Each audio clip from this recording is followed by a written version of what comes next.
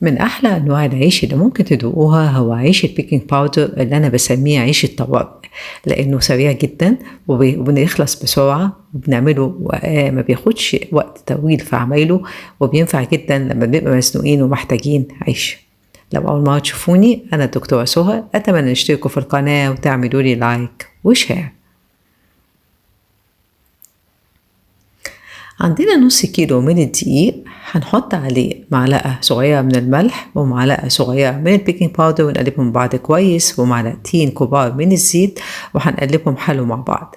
هنضيف مية سخنة قوي بس مش مغلية للدقيق، هياخد حوالي 2.5 كوبايات أو يعني نص مقدار الدقيق، وهنبدأ نعجن حلو قوي لمدة 5 دقايق لحد ما العجينة بتاعتنا تكون بالملمس والشكل ده.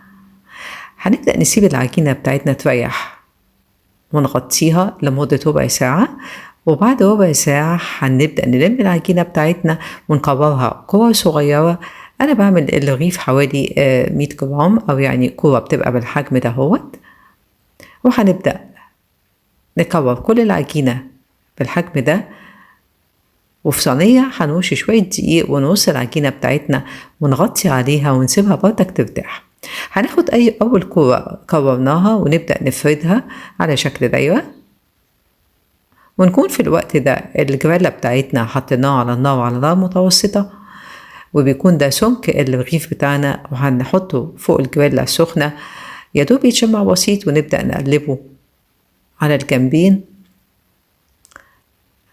لحد ما العيش بتاعي يستوي زي ما حضراتكم شايفين، ويبدأ ينفخ ويرتفع ويبقى بالشكل اللي حضراتكم هتشوفوه دلوقتي. قد ايه تحفة، قد ايه سهل، قد ايه بسيط، قد ايه سريع.